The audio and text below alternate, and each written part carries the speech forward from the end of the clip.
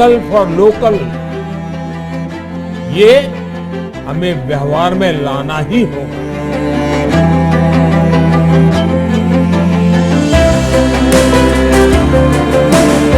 Vocal for local के प्रधानमंत्री के नारे ने स्वदेशी सामानों को लेकर देश में अलख जगा दी, जिसकी रोशनी से सोलन की मंजू की जिंदगी जगमग हो चली। मंजू और उनकी टीम अपने हाथों से कुश और मौली के धागों से कई तरह के प्रोडक्ट बनाती है, जो रोजाना इस्तेमाल के साथ सजावट के काम में लाए जाते हैं। आज हाल ये है कि जो सफर 4 साल पहले एक छोटे से गांव से शुरू हुआ था, आज पूरे देश में फैल गया है।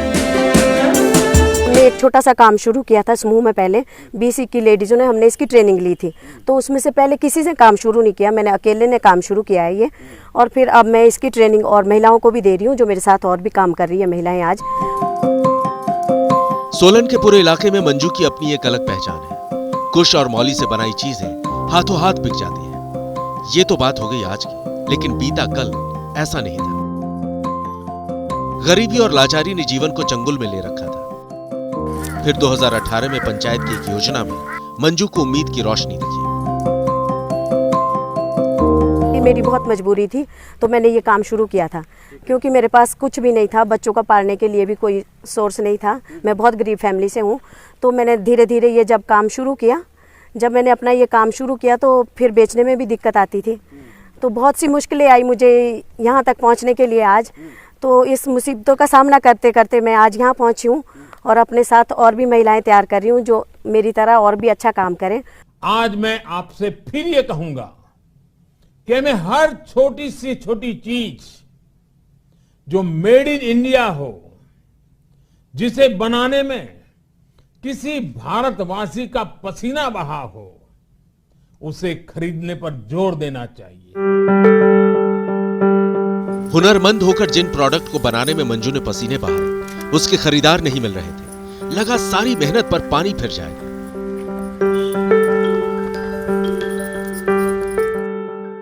हताश होकर मंजू ने सड़क किनारे अपनी दुकान लगाई। नतीजा चौंका देने वाला निकला।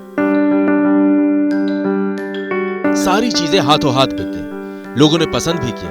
पहले दिन ही 1632 रुपए की कमाई हुई। फिर एक दिन वहां से गुजर रहे एक अधिकारी की नजर मंजू के हुनर पर पड़ी और यहीं से दिन बदल गए। बबीता मैडम है कंडा घाट के, उन्होंने मुझे कहा कि आप प्रोडक्ट बनाओ, फिर आपको मैं बेचने का इसको बताऊंगी कैसे बेचना है। तो मैंने ये प्रोडक्ट बनाए, उन्होंने मुझे कंडा घाट बुलाया। कंडा घाट में मैंने ये अपने ब्लॉक के बाहर अपने बेचना शुरू कर दिया, तो मेरी बड़ी अच्छी सेल हुई थी।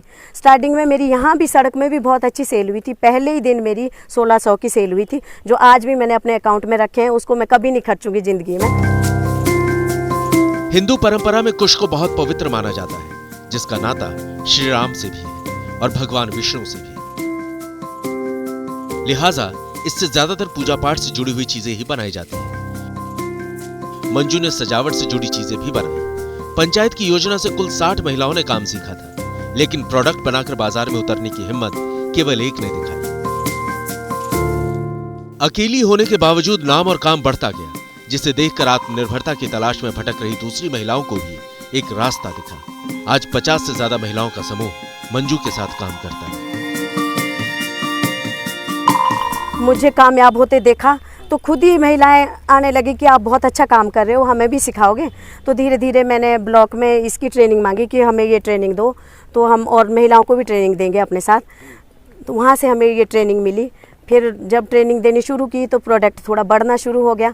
तो धीरे धीरे पहले तो रोड में लगाते थे, धीरे धीरे कुछ ऐसा हमें प्लेटफार्म मिला कि जहां हम बैठ के ये प्रोडक्ट अपने बना के बेच सकते हैं। आपसे हमने इनको मंजू जी को देखा था काम करते हुए, तो हम सोच रहे थे भी हम भी काम करें।